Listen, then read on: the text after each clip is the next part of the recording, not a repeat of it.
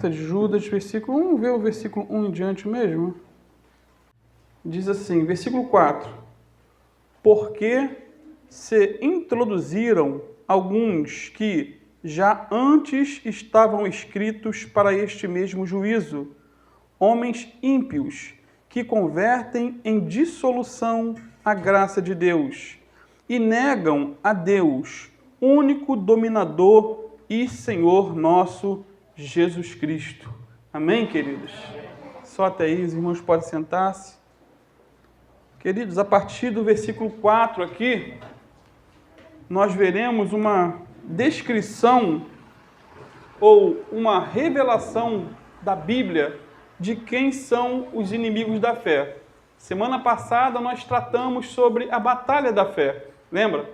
É uma batalha real, é uma batalha espiritual. Aqui, a partir do versículo 4, o apóstolo, não digo apóstolo, mas o irmão Judas, não Iscariotes, ele vai dar aqui como que uma caricatura de como são os falsos mestres. No texto em tela encontramos um resumo de como a apostasia acontece, como o desvio da fé pode nos alcançar. Primeiro, começa com o engano. Primeiro, começa com disfarce. Começa com a dissimulação. É algo muito superficial, sutil, por assim dizer. As heresias. Os apóstatas, eles entram na igreja sorrateiramente. E outras versões vão falar furtivamente ou disfarçadamente. Depois dessa dissimulação, a Bíblia vai falar da distorção clara da verdade. São passos que eles vão dando. Os apóstatas, eles transformam a graça de Deus em motivos ou desculpas para continuar pecando e ensinam isso. Então começa aos poucos. E logo em seguida vem as negações dos apóstatas ao rejeitarem o quê? E negarem a divindade de Cristo. Eles sempre seguem por um curso, por um caminho. Por fim, encontramos a condenação dos apóstolos ou apóstatas que estão debaixo do juízo, que seria na última partezinha do versículo 4. Então, Judas havia dito que o propósito dele em escrever essa carta foi o quê? Exortar aos irmãos a batalhar pela fé, que de uma vez por toda foi dada o quê? Aos santos, no versículo 3 da última aula. E como em toda batalha, queridos, existem inimigos, né? É batalha da fé, então se há uma batalha, existem inimigos. E Judas vai revelar aqui para a gente quem são e como agem esses inimigos. Primeiro, esses inimigos se apresentam em muitas igrejas secretamente. Olha aí no versículo 4, parte A, logo no iniciozinho. Diz assim, ó, alguns se introduziram furtivamente. É interessante que essa palavra grega, né, no grego é pareisduno, significa entrar secretamente, entrar disfarçadamente, intrometer-se. Essa palavra sempre indica o quê? Uma insinuação secreta, furtiva e sutil de alguma coisa má em alguma sociedade ou em alguma situação. Ou seja, esse infiltrar-se é sempre para o mal, nunca para o bem, nesse contexto aqui. Esses inimigos da fé entram nas igrejas com sapatinho de lã, com cara de cordeiro, com aparência de piedade, mas por dentro eles são o quê? Lobos devoradores. Eles não vêm com uma placa na testa escrito: eu sou herege, corram de mim. Não, eles entram com sapatinhos de lã. Na última quarta-feira eu estive lá na sede, e dentro do contexto também de 1 João, e eu contei até um testemunho, uma experiência que eu tive como novo convertido com falsos profetas. Isso foi lá pelos idos de 1994, 95. Eu já havia lido o Novo Testamento algumas vezes e eu já tinha uma visão geral da Bíblia. Não conhecia tudo, mas um conhecimento geral das Escrituras. Eu gostava eu com o Biano, de aprender a palavra de Deus. E a gente já dormia, até hoje a gente tem essa mania, esse costume de dormir escutando uma pregação. Mas naquela época era rádio. E toda noite a gente escutava um certo bispo famoso que veio dos Estados Unidos para o Brasil. Né? Ele era um bispo de uma grande denominação evangélica. Ele havia deixado essa denominação, dizendo que tinha saído muito bem, sem problemas com a liderança máxima, e começou um programa numa rádio chamada Evangélica, aqui no Rio de Janeiro. Então, toda semana a gente ficava ali ouvindo, porque ele era também um cantor muito popular, gospel, eu gostava muito das canções dele, e ele também tinha uma voz muito melodiosa, né, bonita, muito eloquente. Ele tinha uma palavra muito convencedora. Você era cativado, como até hoje, quando eu ouço algumas coisas dele, eu falo, rapaz, esse homem tem um poder de persuasão fora do comum. Então, de início, esse bicho parecia bastante coerente com a Bíblia, com todos os estudos que ele dava. Mas, aos poucos, ele começou a jogar um bocado de veneno em nossos lábios, em nossa boca, por assim dizer. Ele começou a distorcer a mensagem da palavra de Deus. E eu vi que alguma coisa não estava soando bem naquilo que ele estava ensinando. Por exemplo, ele passou a dizer que o apóstolo Paulo foi o único dos apóstolos a ter a revelação completa das Escrituras. Só ele estava com a verdade. Começou a afirmar também que Pedro, Tiago e João eram falsos apóstolos, pregadores da lei, e eram inimigos do apóstolo Paulo. Olha que lambança teológica. Começou a jogar apóstolo contra apóstolo. E aquilo começou a me incomodar.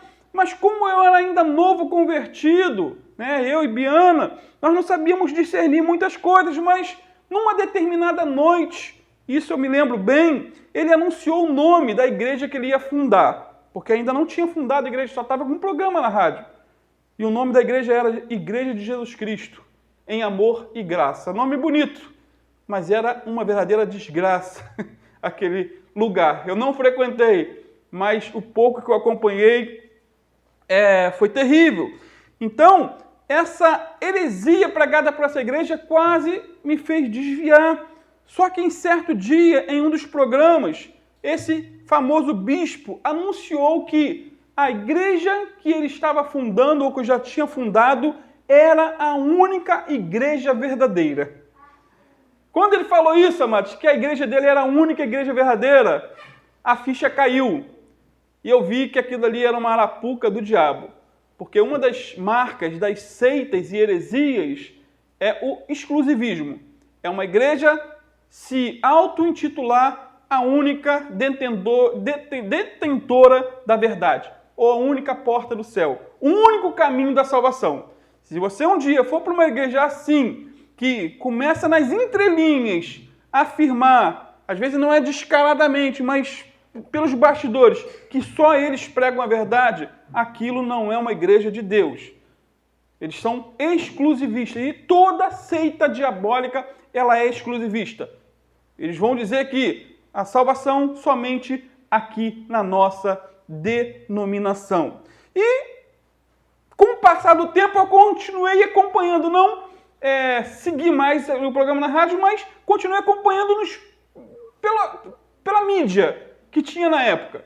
E ele começou a misturar a igreja dele com maçonaria, com religiões orientais, com espiritismo.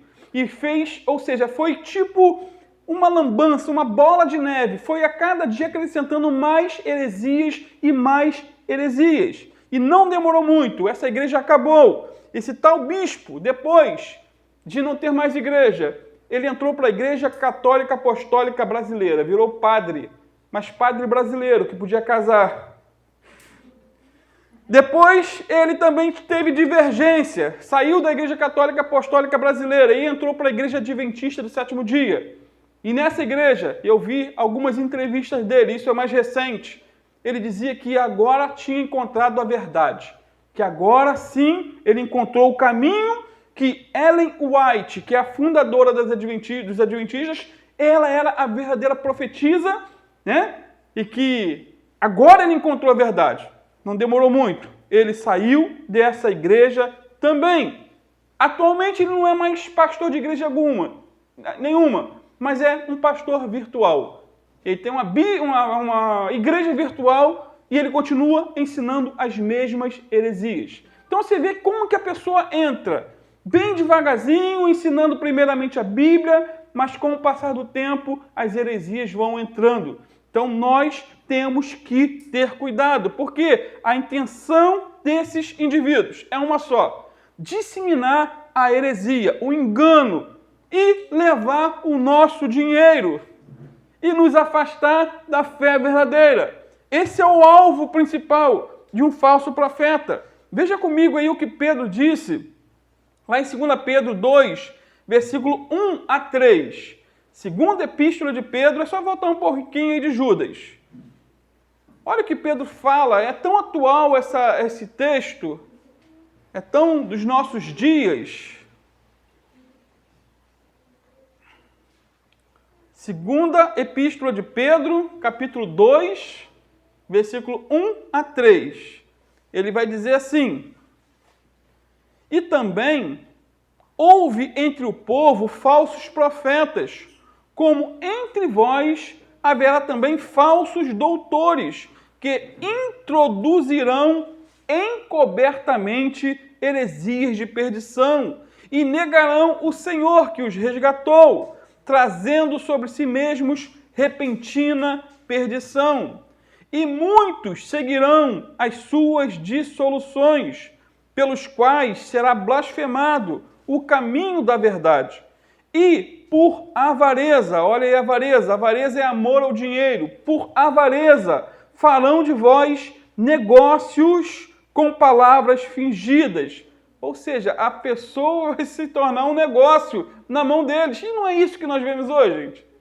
É claro, com palavras que fingidas, sobre os quais já de largo tempo não será tardia a sua sentença e a sua perdição não dormita. Então, esses inimigos da fé estão por toda parte.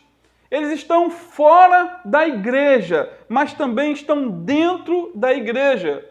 O que é pior. Pastores falsificados, presbíteros, diáconos e professores dentro da igreja, eles são perigosos. Ataques de fora da igreja podem até muitas vezes unir o povo. Ataque que vem de fora para dentro. Mas os ataques de dentro, vindo de falsos mestres, costumam dividir e confundir o rebanho de Deus. O apóstolo Paulo diz também, lá em Atos 20, versículo 28 a 31, olha o que ele diz, eu vou estar lendo aqui, se vocês quiserem depois anotar a referência, diz assim o apóstolo Paulo: olhai por vós e por todo o rebanho sobre o qual o Espírito Santo vos constituiu bispos, para apacentardes a igreja de Deus, que ele resgatou com seu próprio sangue. Porque eu sei isto, que depois da minha partida entrarão no meio de vós o quê? Lobos cruéis, que não pouparão ao rebanho, e que dentre vós mesmos, olha que lamentável, Paulo está dizendo para você, dentre vocês mesmos, se levantarão homens que falarão coisas perversas, para atraírem os discípulos após si. Pessoa que ela gosta de ter gente rodeada, poder de influência. Portanto, diz o apóstolo Paulo, vigiai, lembrando-vos de que durante 3 anos não cessei, noite e dia, de admoestar com lágrimas a cada um de vós. Então, naquela época eu já vi esse problema. Agora, em nossos dias, a situação é bem mais crítica do que nos dias de Paulo. Hoje, queridos, qualquer um escreve um livro herético e vende milhares de exemplares. Hoje em dia, os falsos mestres, eles têm acesso à televisão, às rádios, à internet têm livre acesso. Se não vigiarmos, eles entram em nossas casas através de suas mensagens e contaminam as nossas mentes. Temos que tomar cuidado. Satanás continua semeando seu joio no meio do trigo. Ele continua vivo, operante. Vendo um vídeo há pouco tempo, fiquei abismado com a criatividade dos falsos mestres. Um desses disse que iria expulsar uma legião de demônios e colocar dentro de uma garrafa PET. Olha que loucura, né? O outro estava vendendo azeite de Israel por R$300. E tem bobo que compra. Um grupo de pastores estavam consagrando vassouras para vender dentro da igreja. Devia ser cara aquela vassoura, né? E o que falar sobre o contrato da fé autenticado com o sangue de Jesus? As pessoas vão à igreja e adquirem esse documento com a promessa de bênçãos financeiras. A gente sempre fala que todo dia sai duas pessoas, né? Um esperto e um otário. Nessa situação aqui, o esperto é esses falsos profetas e o otário é aquele ganancioso que vai atrás de bênção financeira. E acaba dando tudo. Ah, mas ninguém obriga. Meu irmão, mas tem gente que tem um poder de persuasão tão grande que ele arranca até a última moeda do teu bolso. Arranca. E o que falar do culto da demolição? Isso mesmo. Heréticos levam tijolos para dentro da igreja e quebram tudo. Depois mandam o povo passar por cima, com a promessa que seus males serão demolidos, destruídos, acabados. Gente, olha só que absurdo. Pisa aí, em cima dos cacos, tudo quebrado ele quer agora, teus problemas vão embora. E aí o pessoal faz. Existe aquele que tem poder de influência e tem os influenciados. A maioria são aqueles que são influenciados. Uma minoria é aquele que tem poder de influência. Principalmente alguém que tem um microfone na mão. E a maioria vai cair, vai acreditar. Então a coisa está feia. Existem cultos em que multidões ficam literalmente endemoniadas. Pessoas que vão para o pátio da igreja comer capim. Nos Estados Unidos acontece isso. Eles ficam cheios do Espírito Santo e ficam igual cachorro no gramado da igreja comendo capim. Hoje em dia já temos, queridos, pasmem vocês, pastores homossexuais. Pastor vestido de drag queen. Imagina, um homem vestido de mulher na frente de uma igreja. E está cheio. A igreja está cheia. Temos pastoras lésbicas. Temos. O que fazer diante desse quadro? Só podemos orar, vigiar, ensinar a verdade. Né? Só isso. Michael Green diz que sempre haverá aqueles no redil que não passaram pela porta, mas sim treparam por outro caminho. E sempre serão uma ameaça às igrejas. Isso é fato, é verídico. O que podemos fazer? Mais uma vez, continuar estudando a palavra de Deus, continuar dependendo do Espírito Santo para nos ensinar toda a verdade, continuar recebendo novos irmãos de outras igrejas, obreiros, pastores, mas nunca deixar de instruir, nunca deixar de orientar e vigiar o que está sendo pregado por eles. Não podemos proibir ninguém de vir, de adentrar, de se achegar, mas temos que estar sempre atentos. Em segundo lugar, queridos, Judas revela que esses inimigos da fé são homens ímpios. Olha aí, ainda, versículo 4, na parte B, um pouquinho depois da parte A. Ele diz assim, homens ímpios, não é isso? Diz o texto. Então, se por um lado precisamos batalhar pela fé, que de uma vez por todas foi dada aos santos, por outro lado temos que tomar cuidado com os homens ímpios que ameaçam os santos. Com certeza, queridos, esses homens ímpios, eles falavam como crentes, mas eram ímpios. Deviam ter um linguajar evangeliquez. Não tem isso? No mundo gospel é assim. É dar aleluia, glória a Deus, a paz do Senhor, varão. Uma vez estava entrando no mercado, aqui no Pacheco, a moça fica lá pedindo as coisas. Ô varão, me ajuda aí. Me chamando de varão. E estava ali pedindo as coisas, né? De repente estava carente realmente, mas eu não tinha nada para dar naquele momento. Mas é o linguajar do povo, é varão para cá, aleluia para lá. Davam a paz do Senhor. Esses homens deviam usar a Bíblia para onde iam, se arrumavam como crentes. Com certeza, eles afirmavam ser de Deus, mas eram ímpios de Judas. Diziam ser porta-vozes de Deus, mas a maneira de falar e a maneira de conversar ou de se relacionar com as pessoas mostrava que eles eram o quê? Ímpios. A boca fala do que o coração está cheio, diz o Senhor Jesus. Então eles tinham forma de piedade, mas eram ímpios, irreverentes a Deus e blasfemos. E o apóstolo Paulo, ele vai dizer lá em Tito 1,16, algo tremendo. Ele diz assim, no tocante a Deus, esses ímpios professam conhecê-lo. Não são ateus.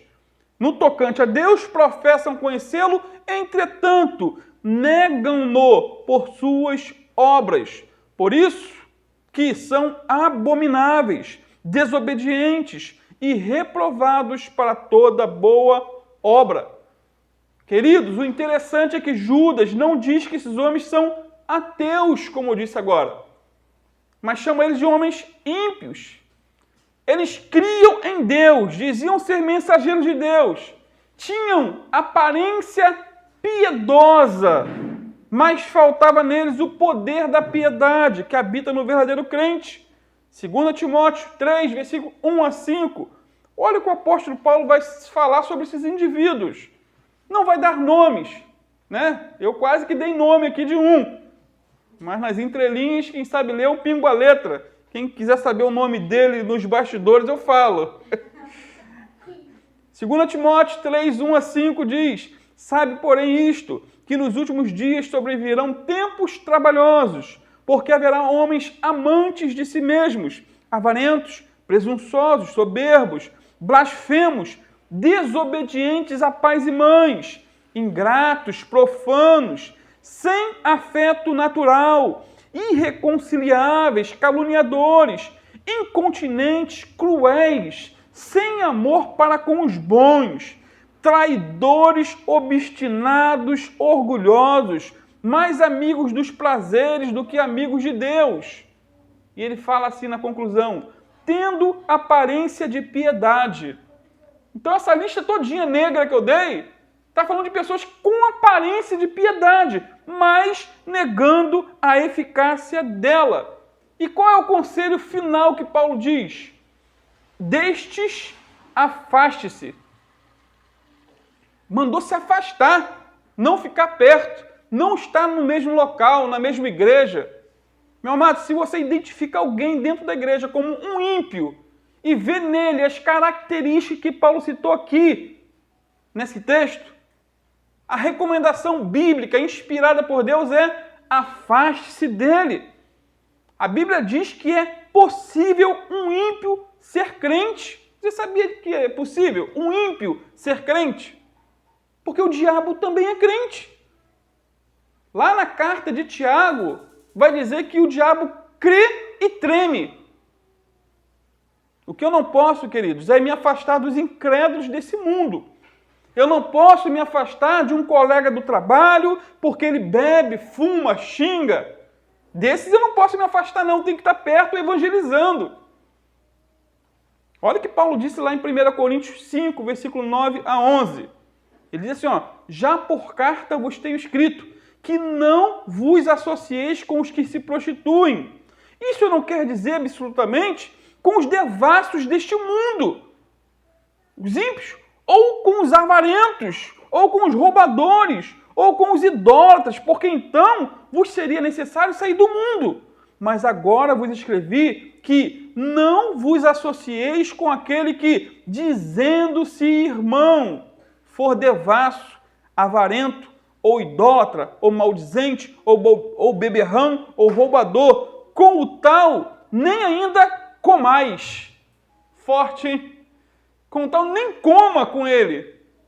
Então, amizades com pessoas de fora, você tem que ter, eu não digo aquela amizade próxima, chegada, estar na tua casa, mas você tem que conviver com um amigo de trabalho. Você não tem que se afastar dele, você tem que ser luz em meio às trevas. Agora, com aquele que diz que é irmão, mas vive nesse estilo de vida que Paulo aqui descreveu para a gente, detalhou, desenhou, por assim dizer, é disso que a Bíblia está nos proibindo. Então, amados, o pior ímpio não é aquele que se entrega de corpo e alma ao pecado e admite que é pecador, mas aquele que está dentro da igreja, dizendo que serve a Deus, mas que é usado pelo diabo para afastar as pessoas de Deus. Esse é o pior ímpio. O pior ímpio é aquele que finge ser crente. É o ímpio que carrega uma Bíblia. É o ímpio que vai à igreja. É o ímpio que finge orar. E assim por diante. Hernando Dias Lopes, ele diz que esses ímpios falam em nome de Deus, mas apartam as pessoas de Deus. O discurso deles está desconectado da vida. São atores que desempenham um papel no palco. Usam um disfarce para esconder sua verdadeira identidade. Não levam Deus a sério. É forte, né? Que Deus tenha misericórdia de nós. Que não sejamos nunca pedra de tropeço na vida de ninguém. E essa é a minha oração. Em terceiro lugar, queridos, Judas revela que esses inimigos da fé já haviam sido anunciados na Escritura. Olha aí o que diz no versículo 4 ainda. Os quais já antes estavam escritos para esse mesmo juízo. Está assim na tua Bíblia? Antes já estavam escritos para esse mesmo juízo. A Bíblia já falava deles, tanto no período do Novo Testamento como nos dias de hoje. A Bíblia nova, na versão atual, diz que o destino de tais pessoas já foi escrito há muito tempo. Na versão Almeida atualizada diz assim, que eles desde há muito estavam destinados para este juízo. Na Bíblia de Jerusalém, diz que alguns homens já há muito tempo foram marcados para esta sentença. O que esse versículo quer dizer? Será que está dizendo que Deus predestinou essas pessoas para a perdição, para o juízo, para a apostasia? Deus olhou lá de cima e escolheu, mas você vai ser um falso profeta. Apontou, né? Foi no cara ou coroa? Aí caiu no fulano lá. Vou formular a melhor pergunta. Será que os falsos mestres que Judas está combatendo, eles foram eleitos por Deus para serem o que eram? Eu, sinceramente, não creio nisso. Não creio que Deus escolheu soberanamente essas pessoas para serem ímpias. Não creio. Não creio que foi Deus que determinou a impiedade delas. Porque Deus não faz acepção de pessoas. Deus é bom. Se Deus escolhesse alguém para ser um falso profeta, ele não seria bom. Isso é simples. Pelo menos eu entendo assim.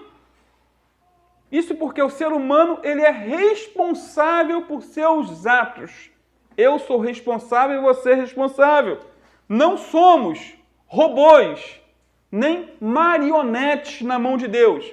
Eu sou assim porque Deus me fez assim. Eu vou me matar porque Deus me mandou eu me matar. Já estava escrito que eu ia assim. Deus me escolheu para eu me... Pelo amor de Deus. E tem gente que vai a essas loucuras. Eu concordo com certo comentarista quando ele diz que nesse versículo a palavra escritos não significa que esses homens estavam predestinados ou escolhidos para o juízo, mas que a condenação que esses homens trariam sobre si mesmos já havia sido sentenciada, ou mesmo escrita havia muito tempo. Resumindo, queridos, o que Judas está dizendo aqui, nessa referência, é que a impiedade desses falsos mestres já havia sido profetizada anteriormente. Uma coisa é a Bíblia descrever ou profetizar um fato. Outra coisa, bem diferente, é Deus determinar um fato ou escolher alguém para ser determinada coisa.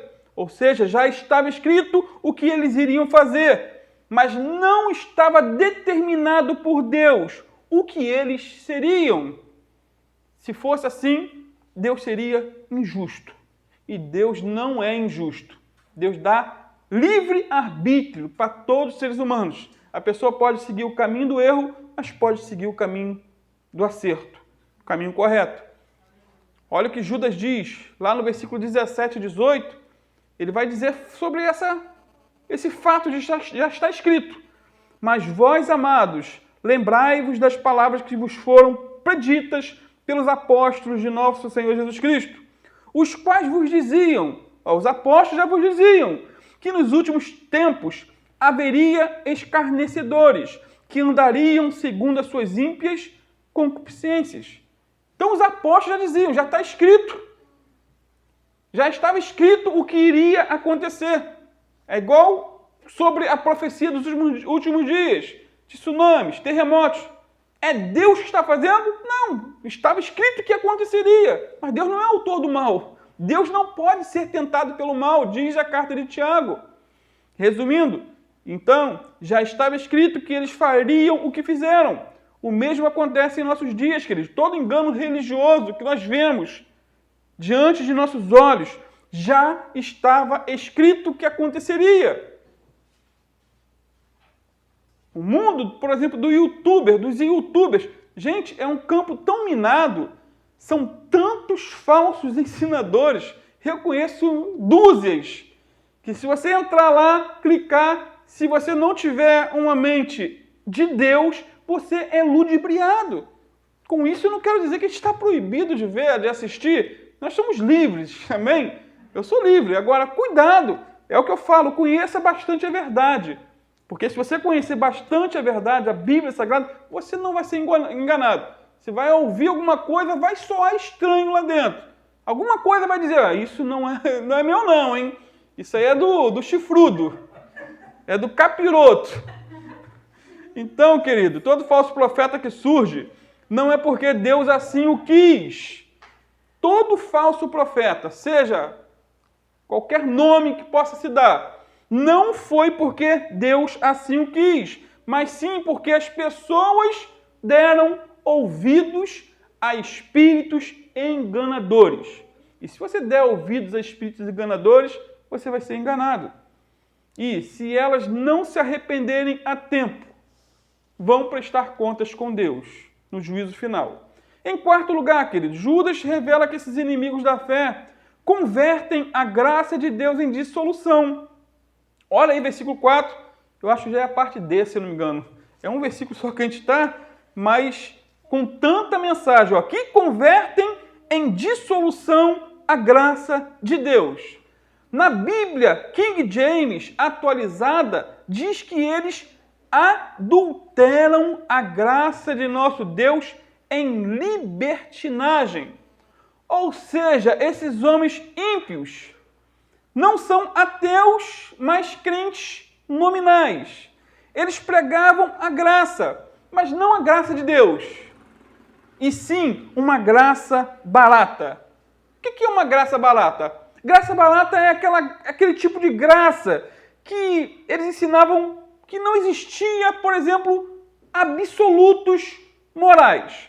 Eles pensavam e ensinavam que se alguém está em Cristo, não precisa ser nova criatura. Você pode continuar como está. Eles adequavam seu estilo de vida imoral com a palavra de Deus. E essa é a pior desgraça que o ser humano pode fazer na vida. É adequar o seu estilo imoral com a Bíblia, que é o que estamos vendo diante de nossos olhos. Agora, quando é que uma pessoa converte a graça de Deus em dissolução? Quando ela arruma desculpas para pecar. Tem gente que ela arruma desculpas para pecar. É o solteiro que vive na fornicação, com a desculpa de que não é casado, mas não sou casado. Eu tenho desejo, então satisfaz desejo na fornicação. É o casado que vive no adultério, com a desculpa que a esposa é fria, ou indiferente, ou que só vive cansada. Aí bota a culpa na mulher para poder apoiar a sua sem vergonhice. É o funcionário que rouba com a desculpa de que o patrão é rico. Ele tem muito. Não vai fazer falta para ele, não. Então, quando damos desculpas para pecar, estamos, queridos, agindo da mesma maneira que esses homens ímpios dos dias de Judas. Quando não nos convertemos do pecado a Deus, estamos, com isso, convertendo a graça de Deus em libertinagem. Temos que ter cuidado. Segundo, quando a pessoa busca textos bíblicos para embasar seus pecados, está com isso convertendo a graça de Deus em dissolução. Você sabia que tem pessoas que procuram na Bíblia versículos ou histórias para corroborar o seu pecado? A pessoa gosta da mentira e, para apoiar a sua mentira, ela procura personagens que mentiram. Exemplo, Abraão quando disse que Sara não era sua esposa. Aí a pessoa vai, não, se ele mentiu, por que eu não vou mentir? A pessoa que gosta da prática do adultério e busca na Bíblia apoio para isso. Exemplo de pessoas que tiveram mais de uma esposa. Por exemplo, Davi, Salomão. Davi e Salomão tiveram várias mulheres. E a pessoa vai para a Bíblia. Então, a bem da verdade, queridos, a Bíblia pode provar qualquer coisa quando usada fora de um contexto. Pode provar de tudo. Já dizem, as más línguas, que a Bíblia é a mãe de todas as heresias. Não que a Bíblia seja ruim, mas todo falso profeta, toda pessoa imoral, ela vai procurar na Bíblia apoio para suas práticas. Terceiro, quando a pessoa adapta seu pecado à Bíblia, ela está transformando ou convertendo a graça de Deus em libertinagem. Quando ela adapta seu pecado à Bíblia. Por exemplo, hoje em dia temos muitos pastores que são homossexuais. Muitos deles lutaram, oraram, jejuaram para se verem livres desse desejo, dessa prática. Mas por não conseguirem parar com a prática, juntaram a prática com a Bíblia. Entendeu? Não estou falando contra eles. Eu entendo que a pessoa pode ser o que quer da vida. O problema é que juntou o que ele queria com o desejo com a vontade de comer, como diz o ditado. E por não conseguirem com essa prática, juntaram com a Bíblia. Reescreveram suas próprias Bíblias.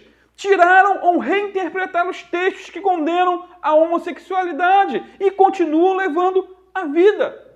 E como pastores. Casados. Na frente de uma igreja. Fazendo casamento heterossexual e casamento homossexual. Olha o que Tiago, ou Paulo diz lá em Gálatas 5, versículo 13. Porque vós, irmãos, fostes chamados à liberdade. Não useis, então, da liberdade para dar ocasião à carne, mas servir-vos uns aos outros pelo amor.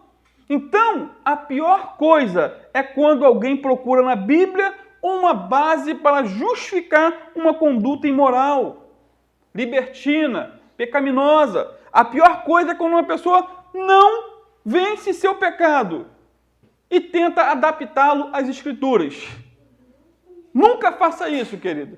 Está no erro, está no pecado, chore, dobre o joelho, peça perdão, mas não tenta justificar de maneira alguma. Você fazendo isso, você vai estar transformando ou tentando transformar a graça de Deus em libertinagem. E não é isso que temos visto em nossos dias.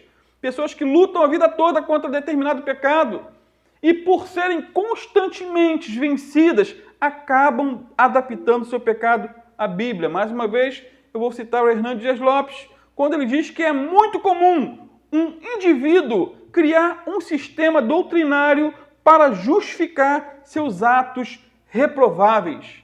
Em vez de entrar pela porta do arrependimento, eles preferem criar um caminho sinuoso por meio das heresias. Terrível isso.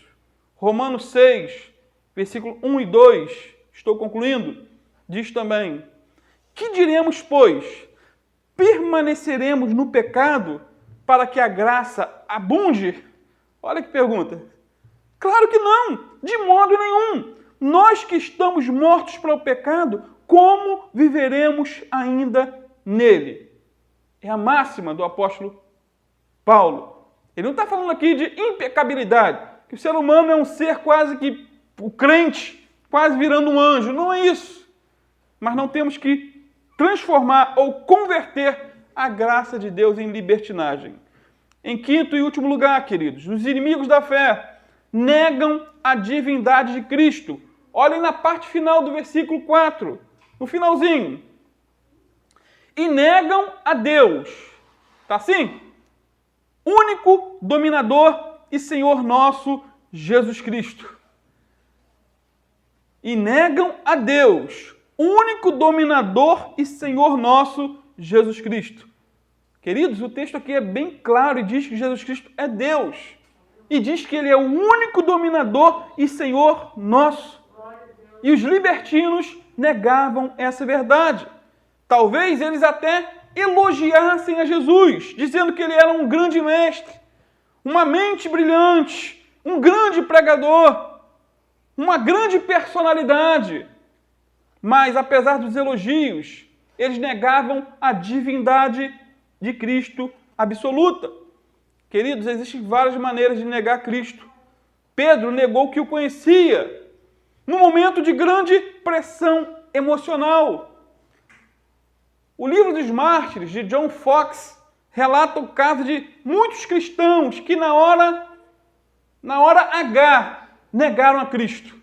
Quando eles foram inquiridos diante de uma autoridade papal ou até civil, negaram a Cristo. Hoje em dia, muitos também negam a Cristo com a vida. Vivem de maneira tão estranha que às vezes é mais fácil dizer que não são cristãos. Negação de Cristo com a vida. Alguns ainda negam a Cristo dizendo coisas erradas sobre Ele, deturpando quem é Jesus. E esse era o caso aqui dos falsos profetas, nesse contexto de Judas. Eles diziam que Jesus era especial, que Jesus era um grande homem, um grande profeta, mas que não era Deus.